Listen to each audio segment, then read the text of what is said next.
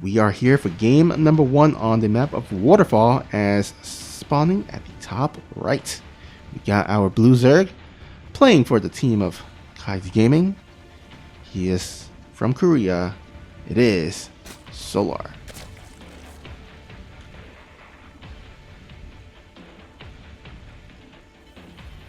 And once again, we have our Red Terran player from Shopify Rebellion, also hailing from Korea.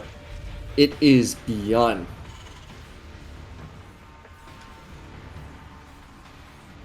So speaking of Korea, I'm not sure if you heard, but Artosis is actually leaving Korea soon.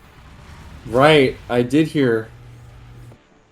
Which is pretty crazy. It's going to be very weird to not have Artosis in Korea. Of course, we have gotten very used to him casting GSL with Testosis. Yep. So I'm kind of curious to see how that is gonna kind of turn out. He of course requested that he cast it online, but we'll see if Afrika allows it, or will they just kind of replace him and pair Testosis with a different caster. Right. Now, I do remember in this last season, there were some points where, well, one of them, I'm so sorry, no disrespect to them, but I don't remember if it was either Tasteless or Artosis. One of them needed to be subbed out because they were sick or something like that. And so the other caster, again, either Tasteless or Artosis, they, got through the cast they got through a full group stage with a replacement caster.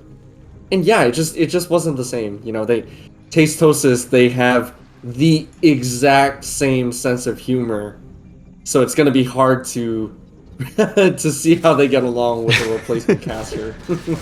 Yeah, I mean, it's kind of like Charlie Brown and Snoopy. I mean, you replace one of them, it's just not the same. Right. Although you seem to be doing pretty well with me, I will say. Oh yeah. Oh man, that Reaper is putting in a lot of work. Wow, it gets 2 Ling kills. 3 kills total. What? Okay, so at this point, I'm just very confused as to what happened in Solar's defense. Yeah, and apparently he's confused too. Oh my goodness. Oh, do we have any Korean readers in chat? If we could get a quick translation on that, that'd be awesome. I'm really curious to hear what's being said right now. Yeah, I don't know Korean as well. He's probably saying, is that Reaper on steroids or something? Because that Reaper got way too much damage done. Right, whatever prescription that one has. I mean, ooh. Wow. Like, it was nothing special either, right? It was just 4 Lings going up against the Reaper, and then waiting for the Queens to come out. And then even after the Queens came out, like... I mean, that Reaper, it shows 5 kills, so I'm assuming something like... What, 4 Lings and a drone, something like that? Yeah, 4 Lings and 1 drone going down thus far. And oh my god, a second drone. And he's gonna get out as well with 1 health. Oh my goodness. Oh my goodness. Oh, Solar is big sad right. Oh no, and now the 4 Hellions. Okay, Solar, it's okay if you GG. It's okay.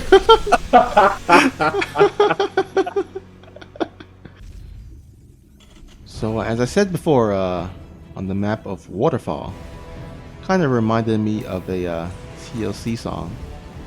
But with a map called Inside and Out, I can't help but be reminded of that Disney movie, Inside Out. Have you ever seen it?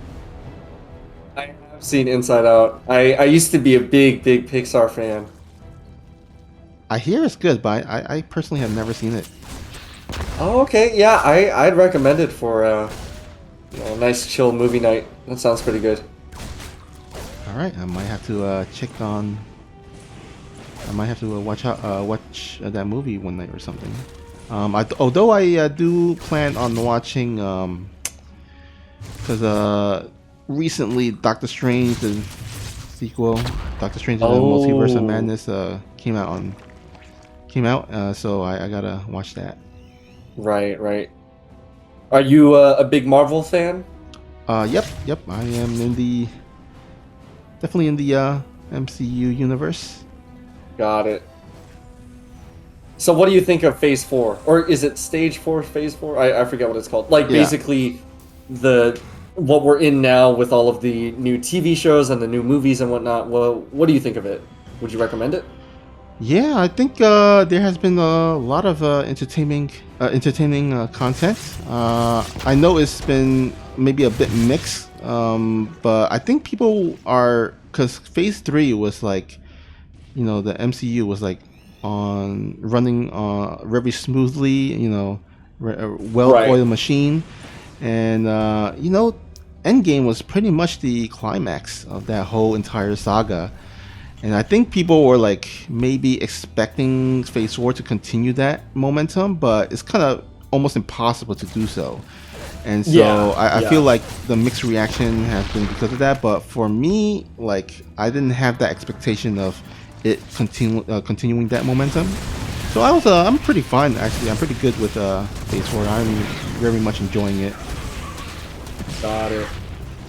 Cool. Then I'll have to check some of the content out. I was always, a little bit suspicious because of the mixed reactions, and I myself have never been a big superhero sort of guy. But, like you said, I've heard that there are some good moments, and I think that, especially with that kind of content that comes out in a modern sort of context, it could be good to watch. So, yeah, there has definitely been like at the very least, the thing about the Marvel Cinematic Universe, why it's so successful, is that even if you don't love a particular project, you still at least enjoy it.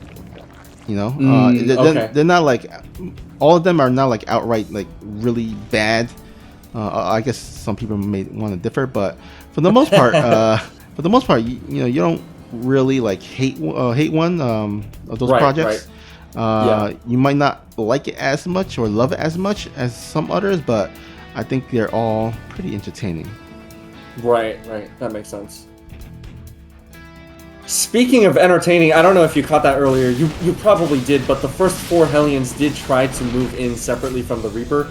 The Reaper went in on the high ground right as the Lings were about to finish speed. And then the 4 Hellions did dive into the natural. They were not actually able to get that many drones. So we'll have to see if these Cloaked Banshees can get some more damage. Now, the Spore Crawler is placed a little bit down south rather than, up north towards the Extractors. And these Hellions towards the third base, again, are not able to get too much done. So this is like night and day right now. I'd say that Solar's drone defense micro is on point this game. Not losing more than at least, or at most, 1 drone at a time. Alright, so it looks like Solar is holding his own as Banshees dive in here once again. One of the Banshees will get sniped off, which does kind of push it to 2 shots for a kill, as not that second Banshee. Wow, I mean, again, this feels like such a different version of Solar than what we saw last game.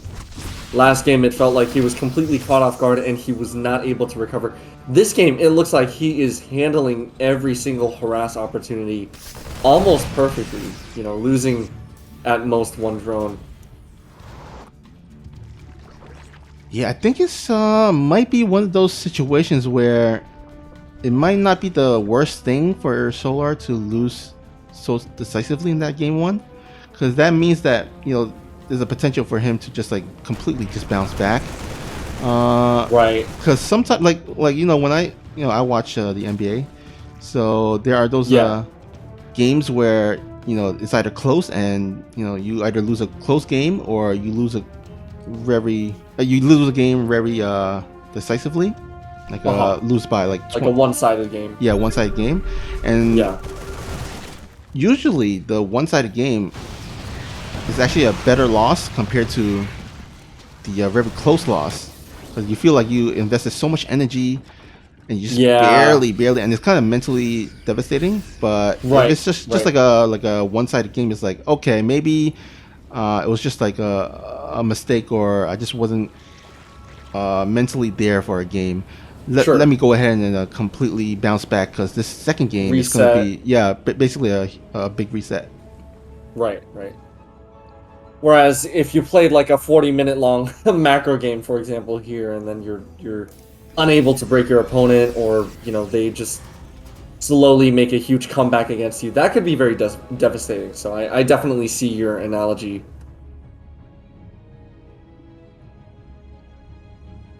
Oh, So but I like the mutas, but what I find interesting is that Byun. Well, I guess it shouldn't be that surprising considering what Byun is famous for, but he's breaking the rocks, which are kind of on his side of the map. Normally, as the Terran player, you don't want to do that. You want to limit movement as much as possible because your opponent, as the Zerg, is going to be much more mobile than you are. But in this case, he's breaking the rocks because he wants to more quickly access the other side of the map. So I really like how we see pieces of our players' personalities come through in their playstyle. I think that's one of the coolest parts of StarCraft 2, in my opinion. yeah, definitely.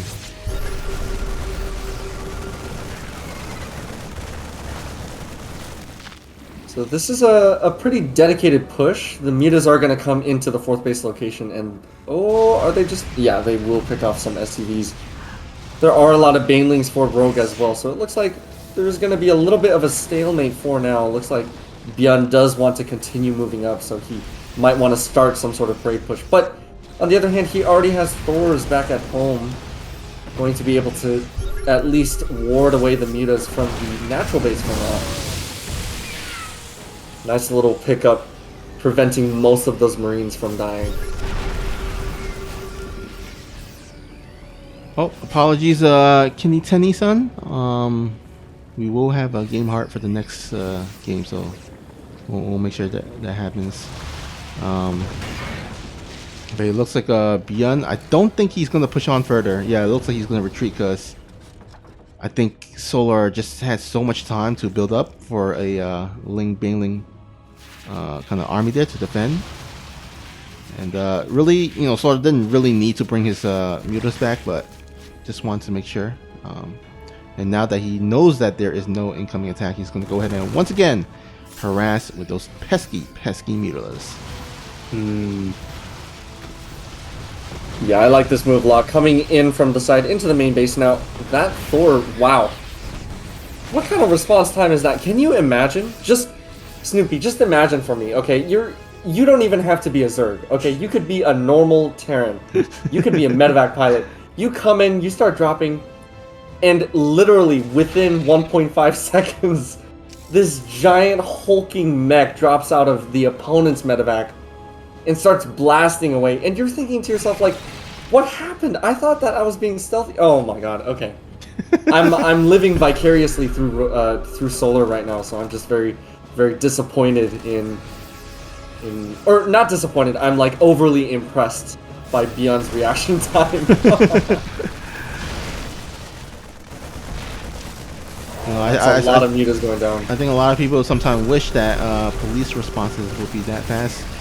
Yeah, exactly. It's like something's happening, you call the police, it's like, where are they? That's like 5 minutes has passed. Like, where are they? Right. So as accurate as the Thor, that would be nice. Actually shoot the bad guys. As in not shoot the... You know what I mean. Yeah. Yeah. Alright, so looks like Byun is going to go ahead and try to clear up the creep. Of course, you definitely don't want to fight on creep if you can, because Zerg on creep is pretty much their territory. Yeah, these Thors are pretty aggressively forward. Well, they are Thors, so they can, probably tank a little bit more. They will get cleaned up. It looked like not too many Banelings were wasted on the Thors either, so I don't know about that positioning. I think Byun, maybe he was just caught out of position a little bit, because I don't think that was the best way to engage Rogue there. Excuse me, Solar. Oh my gosh. I keep mixing up the names. By the way, TeaDragon, we have that infamous one swarm host on the production. Oh, you know what that means? It means that Solar has officially leveled up. in every Zerg versus Terran, you don't see the Zerg start winning until after they've made that swarm host. Oh my goodness. It is a statistical fact. Oh man. Alright, let's see where that swarm host is. Okay, that swarm host going for a one-man mission on the left side. Oh, I see it. Wait, it already got attacked? Like, why is its health so low? Wow. Oh, the Widow Mine. I see. Wow. Alright, so these Lings and Bangs are going to try and target the third base, which I really like. Usually, the third base is not a planetary, it's an orbital, so that makes it a prime target for the Zerg player. Ultras are already out on the field. I believe they already have their armor upgrade. They don't have their speed upgrade, but when they're on the offense, they don't need it as much as when they're retreating. Muta's also trying to target the planetary as well, but there will be Widow Mines and missile turrets to keep them at bay for now. They did get the Ghost Academy though, so I think oh, very nice. No more ghosts for our red Terran player. Yeah, and there isn't another Ghost Academy on the production tab, so maybe Byun hasn't realized that he can't produce anymore. Yeah, that's gonna be troublesome because Solar, he's making Ultralists, and you really need those ghosts to snipe off those Ultralists quickly. Oh man, I think that Byun is just getting pulled apart by Solar. He's coming in from multiple angles. A nice Widow Mine hit, but I don't think it's going to be nice enough to prevent the orbital from, or all of the SCVs from evacuating. Mutas are still somehow dealing some damage on the left-hand side. Wow. Yeah, and I mean, look at the supply. Both players have spent all of their banks. Of course, the Terran player does have a bit... Oh, hold that thought. These Mutas are caught a little bit out of position. Nice save. They are going to go towards the Marauders because, of course, they do not shoot up. This is a bit of a scary army, but I think that Solar definitely has the potential to hold and then just take the game from here. But we'll have to wait and see. These Lings do come on forward for a little bit. Oh, this is going to be a tight moment for Byun. The Lings and Banes are going to start streaming on forward. That Ultra does finally get sniped down, but not before all of the Lings and Banes crash into the rest of the army, taking it down. Yeah, so this could be game. GG is called. Solar is going to tie up the series. Alright, Reaper comes in. We'll see if this Reaper is on steroids or not.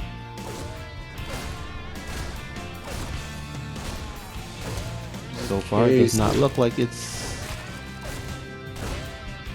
We'll take down one Ling so far. I like that Solar decided to go for 6 Lings instead of 4. Just a little bit safer, you know, and considering what we saw in game number 1, you can never be too safe. Alright, looks like no need to administer any drug tests for that Reaper. Just a natural prodigy.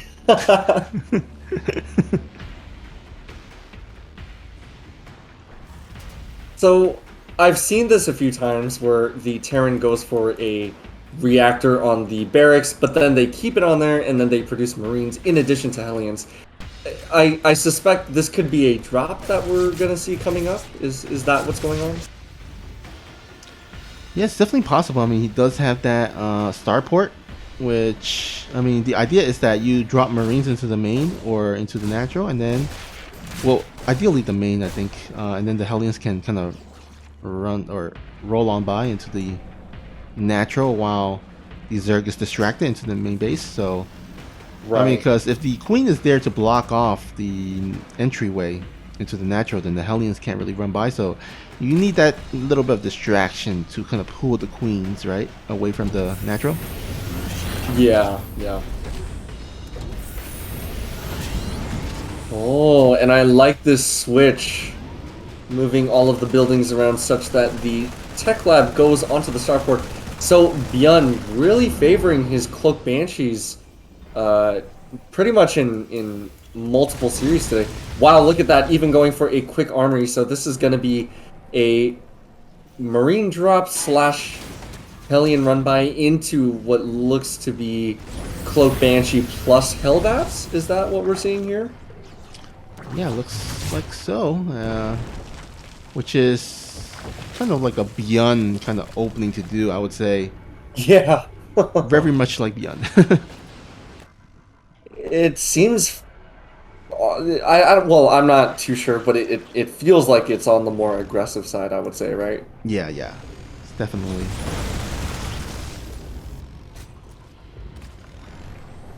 Oh, and I like how it times up because Byun didn't even really need to commit to the drop. Just, leave the Marines alive, leave the medevac alive, and then group everything up such that they can morph into Hellbats right here on the ground. Cloak is not quite finished just yet, but that Banshee is going to start dealing some sort of DPS on the ground, and Solar did respond correctly, getting that Baneling Nest, but did he respond correctly in time? It looks like these Queens are going to keep kiting back. The Spore Crawler is putting in a lot of good work, able to kill off that medevac, but a bunch of these Queens are going to start falling, and these Banelings have not been able to find a safe place to morph just yet. So all that's left are these Lings, and this attack is very successful so far, but I don't know, maybe it gets cleaned up in a bit? It's going to be kind of hard to tell. Okay, well, it's going to be very easy to tell after those Baneling detonations, so they will get cleaned up. But, I don't know, was that enough damage? I'm not sure. Well, it looks like 6 Hellbats, 1 Banshee, 1 Medevac, got 7 Marines and 1 Reaper going down versus the 26 Lings, 4 Queens. You know what, I'm going to say, there's, I mean, he didn't lose any drones. I guess that was the main thing, right?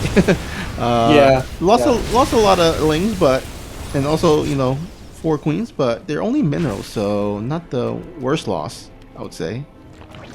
So Right. Oh, and look at this, a mech transition from Byun. I love it. I also love the scout from Solar. Just confirming that Byun is or maybe is not doing anything crazy.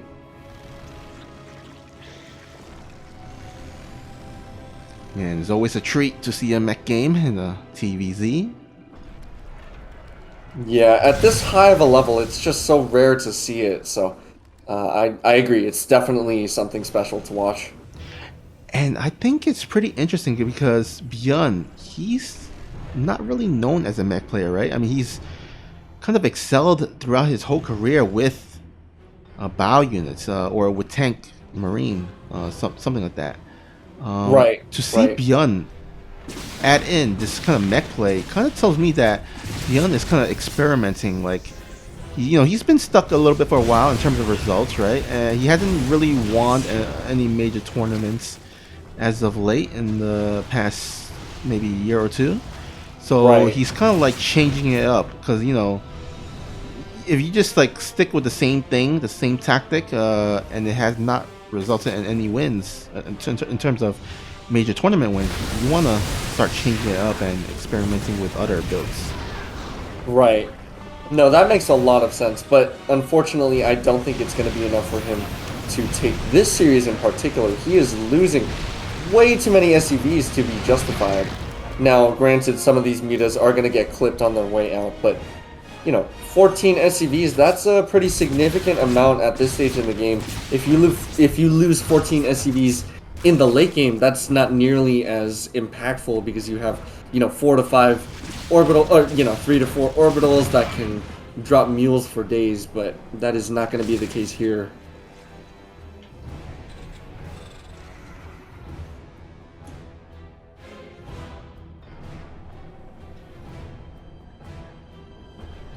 Alright, looks like these mutalists will completely miss the 4 Hellion run-bys.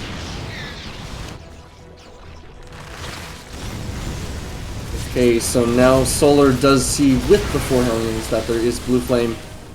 It will confirm that his response is arguably the correct one. Going for Roach-based tech, Lings and Banes and whatnot. 10 drones did go down. That is a pretty good amount. not bad for the Banshees before they finally get picked off.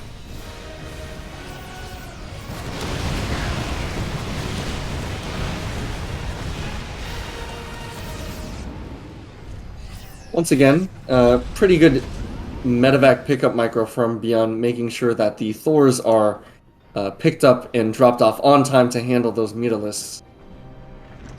Yeah, and oh, actually, I just noticed that the +1/1 of Solar just recently started in the production, so Byun is gonna be kind of fully ahead in terms of the upgrade lead for the time being. So maybe actually, you know, it did look bad for Solar for a bit, but all of a sudden 10 drones being killed, 9 drones being killed now.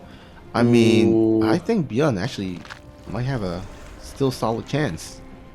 Yeah, this is pretty consistent damage. Now, of course, this is not GSL. We don't expect these players to be able to parry every single harass attempt like Serral or something in you know, BlizzCon or whatever. But you know, it is a lot of damage that's being dealt, and any sort of damage that is of that magnitude will definitely put the other player back into the game. Yeah, absolutely. And that's, you know, one of the kind of the tough thing about StarCraft 2, because you can kind of be ahead throughout the whole game, and then like a few, you know, mistakes here and there, and all of a sudden the lead is like completely gone. Right, right. I think the developers at Frost Giant were talking about lethality as a concept when they were being interviewed about their new game Stormgate.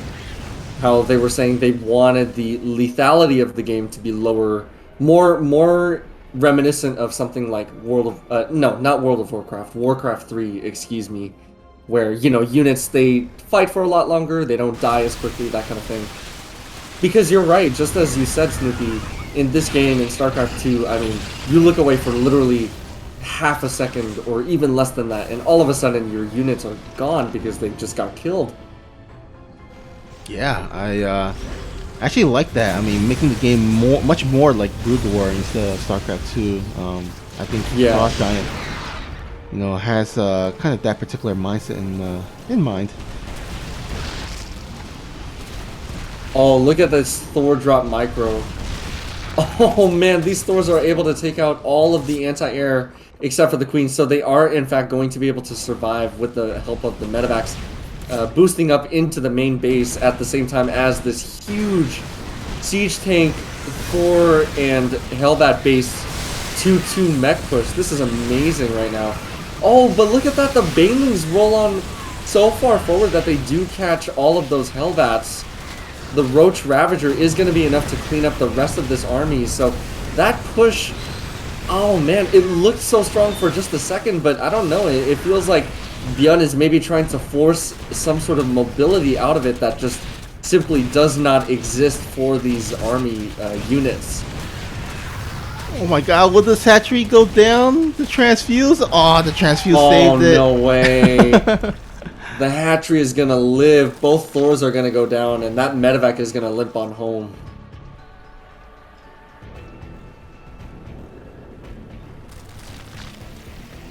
Yeah, I think Rogue is making the right call. Oh my gosh, I keep mixing the names up. I'm so sorry. I think Solar is definitely making the right call here. He's, you know, he's shoving on forward because he is in fact maxed out. Seeing an opportunity, recognizing that his opponent probably won't have enough to hold this, he is going to prevent the 5th base from going down for Byun. It looks like Byun is caught a little bit out of position as well. Look at those siege tanks. They are not sieged up in time, and they need to be sieged up to deal with all of these small Zerg units.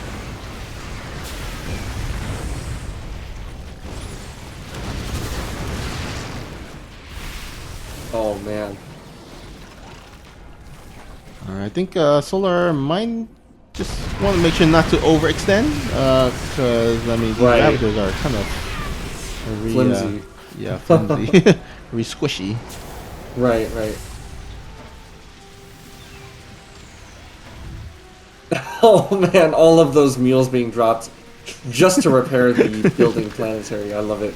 Because, you know, of course, 2 corruptors is a huge threat. So that is a very high tank count. How many tanks is that? How many tanks does Byun have? 13 tanks. Okay, so that's a very high tank count. So I think that the Brute Lord transition is good here. Of course, Solar recognizing that his Roach Ravager army is not gonna cut it anymore. At the same time, though, he is making a bunch more Roaches, and he needs to, otherwise these tanks are simply going to overrun him.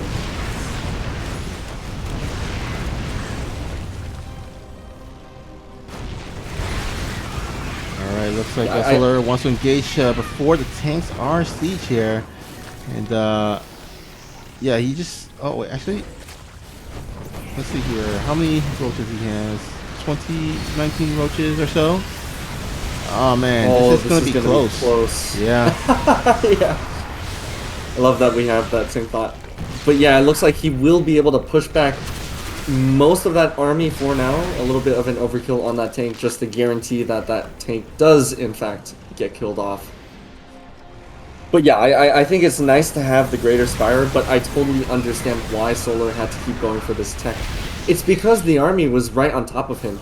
If you let mech siege up right next to your base, there's no way that you're gonna allow that base to survive.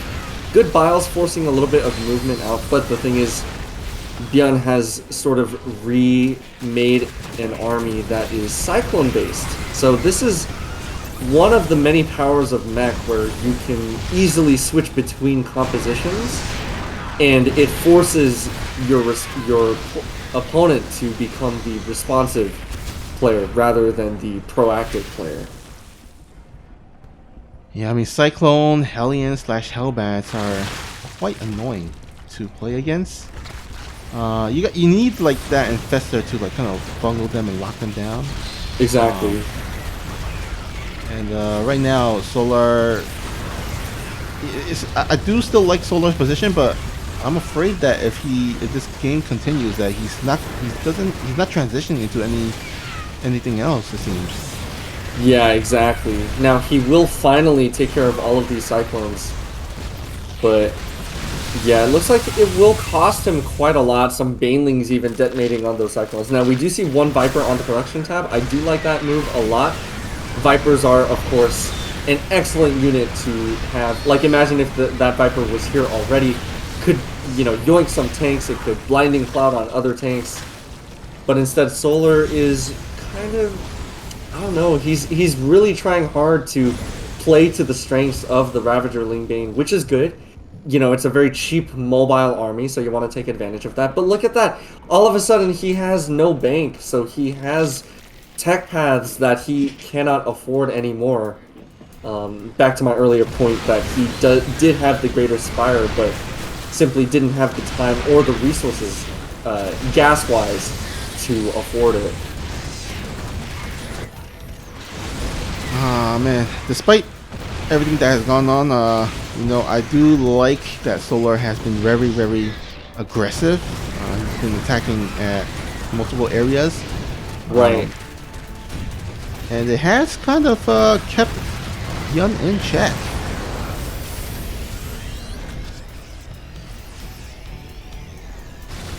Okay, first Viper is out on the field. Gonna Blinding Cloud a total of 3 tanks, which is pretty good. It will get picked off by one of the Cyclones, so this planetary is under threat. It will finally go down as the Banelings do end up detonating on it, but... oh, man.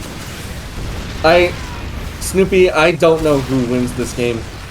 It's just been such a slugfest, and this is such a treat to watch. Usually, you see one player playing very passive, but in this case, both players are fairly active. You know, one attacks, the other counterattacks, and it just goes back and forth. Yeah, and the only thing I'm certain is that the winner of this is us, the viewers. We have been given such a treat of a game. And by the way, thank you to Inu for the party raid of 203, and also Kozen for the subscription. But anyhow, GG's, Inu. Looks like Solar once again gonna be almost maxed out. Byun, of course, his economy has been ravaged, so kind of a bit more difficult for him especially with no bank. He's gonna go ahead and try to harass in the meantime. But oh wow, nice! Force that into or turn them into Hellbats. However, the rest of the forces of Solar will be able to clean this up. And wow, can you believe this? Throughout this whole game, Solar has been just mainly Ling, Banelings, Roach, and Ravagers. Yeah, it's a tough call.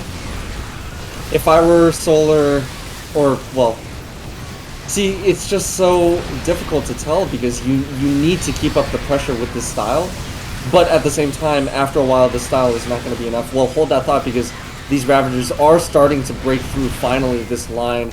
Now the Thors are going to reinforce, so they will force back the Ravagers for the time being. But this was a critical moment because all of a sudden, the Terran player is back down to 100 supply instead of 150. And Solar is still maxed out and actually just starting to kind of sort of develop a bank. So finally, GG is called as Byun recognizes that he is not going to be able to take this game. Solar is going to win. By the way, I just noticed that in the main base, like the floor area, there's like some red dots spread across.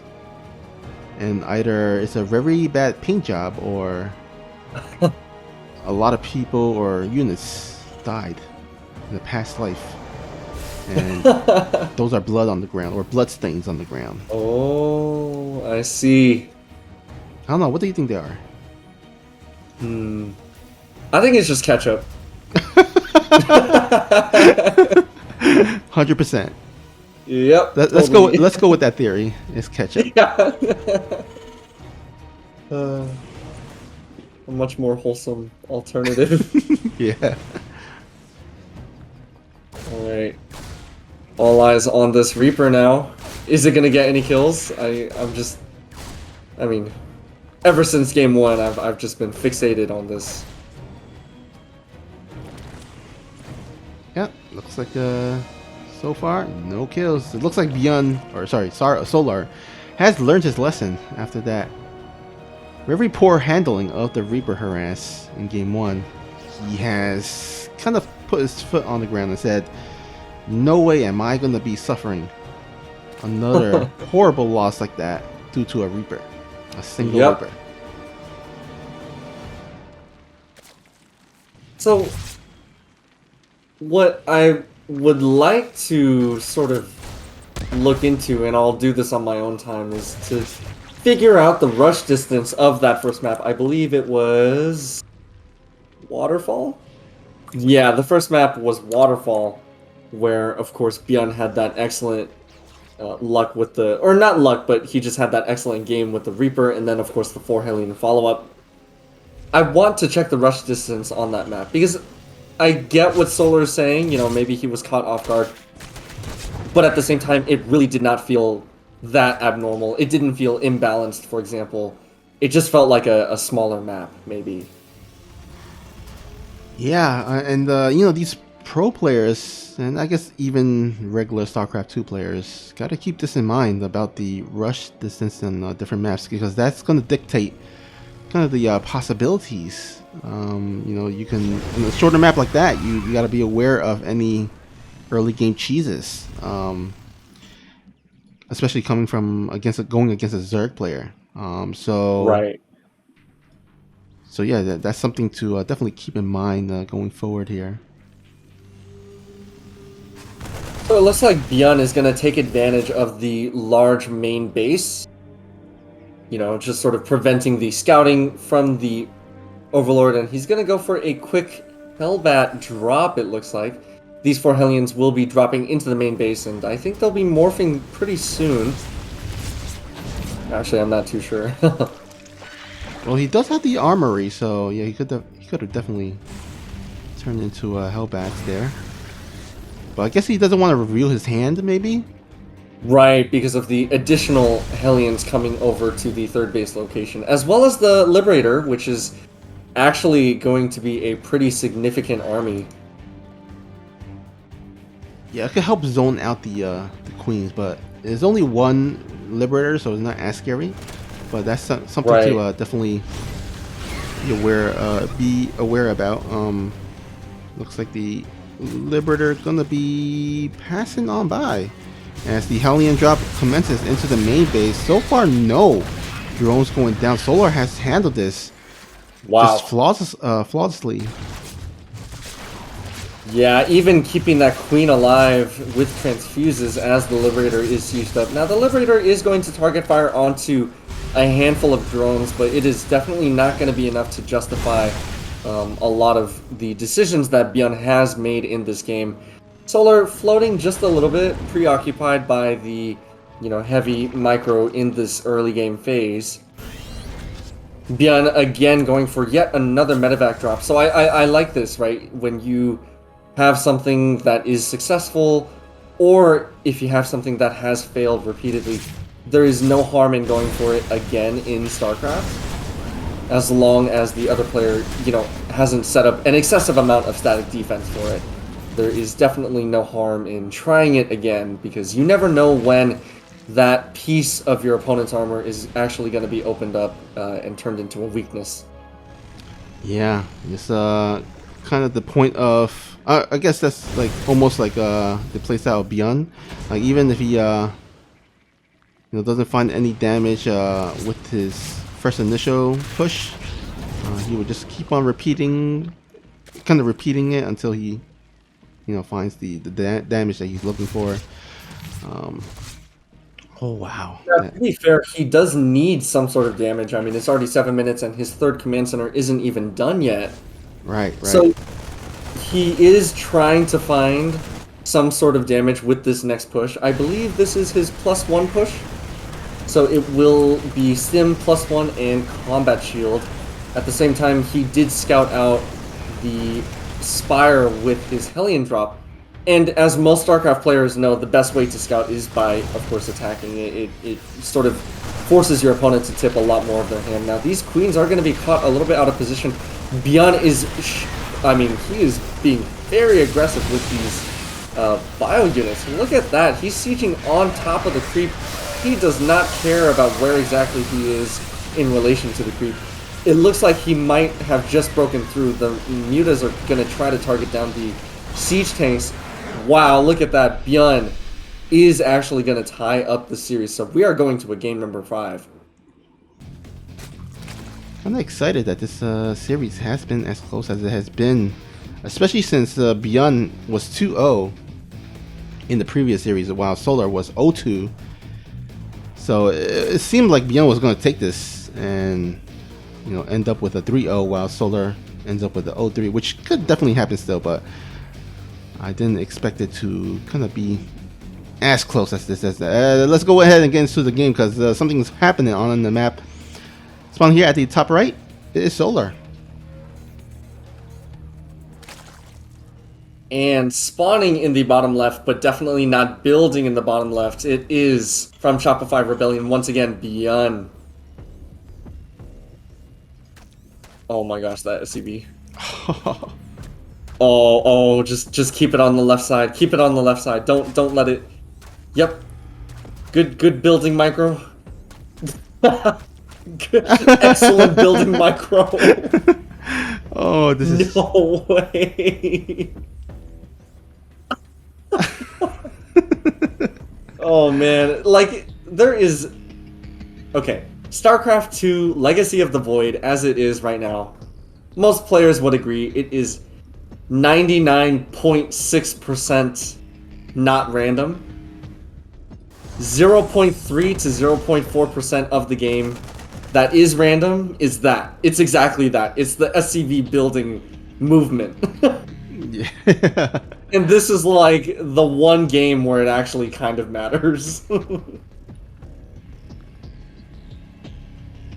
Oh, a very cheeky drone from Solar does actually get into the main. I don't think it's going to be for a proxy hatch, though. That would be a little extra. Speaking of extra, Byun actually pulled a bunch of SCVs off the line to kill it. Okay, this is actually a little bit dicey. So Solar is a little bit supply blocked. The Overlord just now popped, so finally Solar will be able to continue production. there are 4 Marines, about to be 6 on the low ground. And of course, this is not nearly enough Lings to handle that.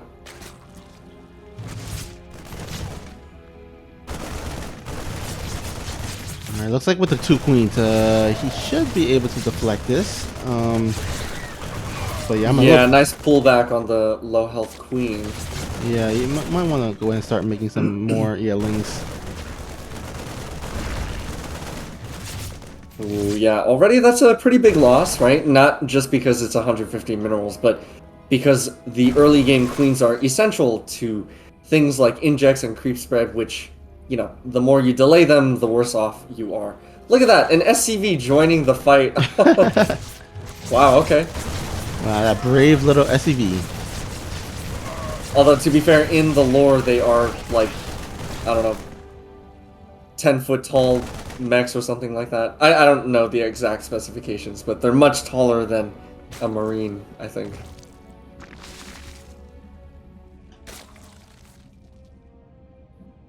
Alright, looks like Byun wants to keep this up. I don't blame him as getting another queen there. Yeah, this is so interesting, right? I don't think I've ever seen a push like this ever, where the Terran goes for 2 proxies but just keeps on going, because he does have the Hellions coming up behind us. Yeah, and it's surprising mainly to me because it was a bit delayed. Like you said, he was supply blocked, right? And it's still finding damage when it shouldn't have, really. I think Solar, he just stopped momentarily making Lings to help defend, and I think it has cost him, at least in the first initial the first initial queen, and then later on losing that second queen as well. So, right. And now Byun has his expansion up here, ready and rolling.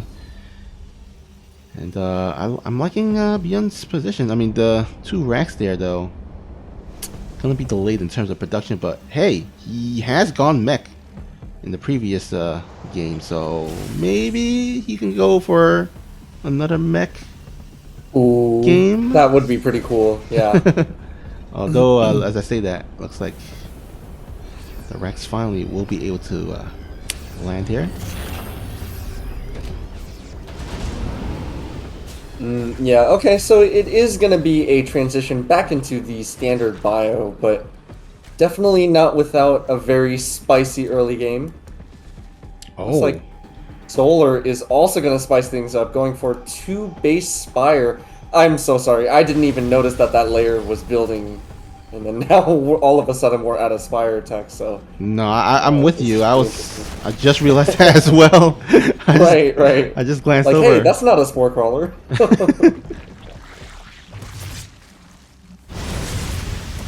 Okay, so a bunch of these Hellions are going to move forward. How many is that? That's 8? Yeah, okay, so... anything more than that, and the Zerg is probably going to get suspicious of whether or not it's actually bio.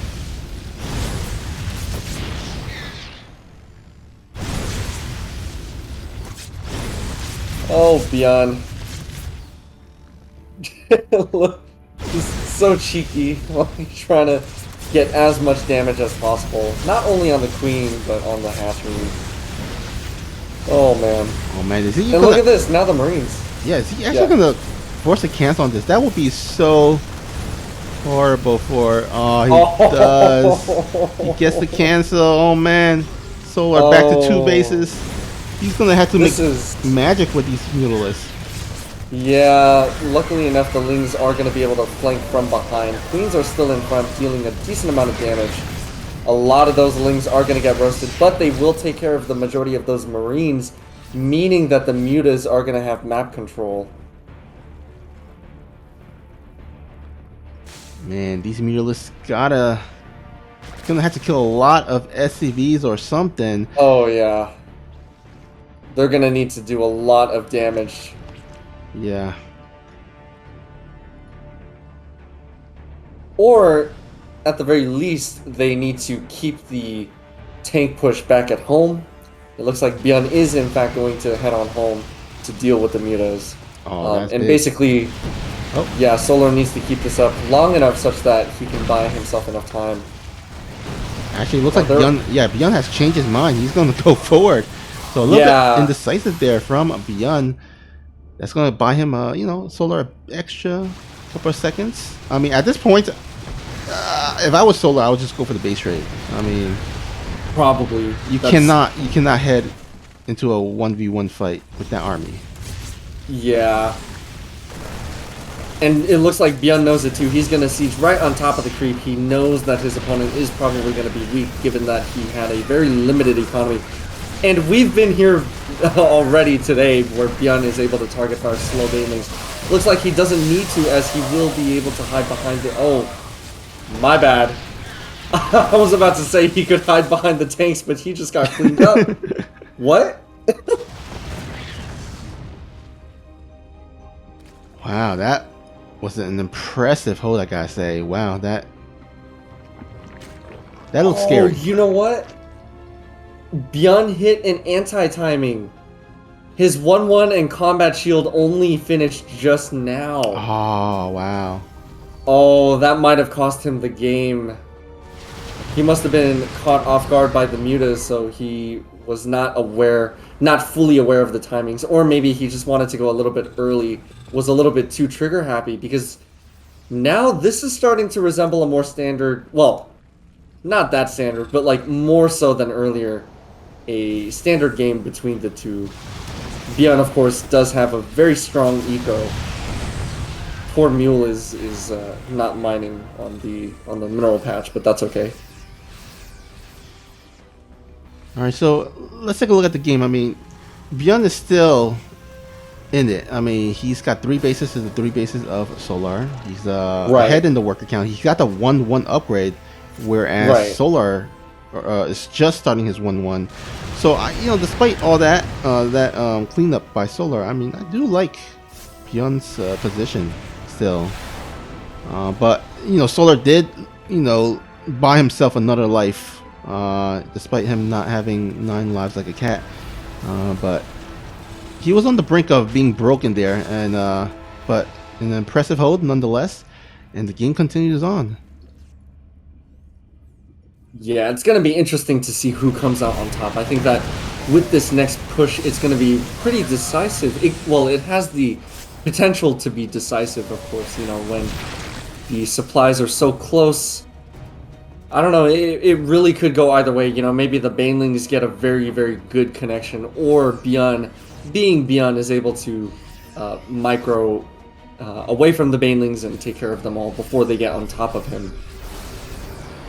Yeah, but I do like Byun's decision to start kind of transitioning into or adding in more doors, because those doors can help out with those kind of absorbing some of those Banelings, as well as being the counter to these Mutalists. So a great decision, even adding in those Widow Mines, because Widow Mines also do very well against, you know, things like Mutalists and Widow Mines, or sorry, Banelings. So Byun just kind of building up his army to becoming the anti-Ling Bangling Mutalist army.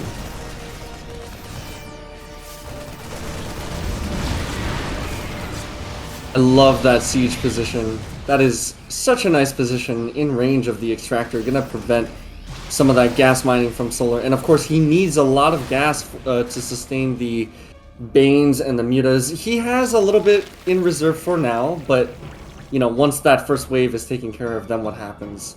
These Mutas are going to take care of some of these Marines.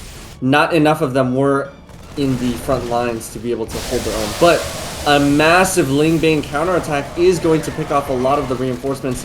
Oh no! The SCVs! That was pretty close. A lot more of them could have died a lot quicker, but all of them are going to end up dying anyways. That orbital needs to be lifted, so Byun is essentially all in now on this attack with the tanks up front.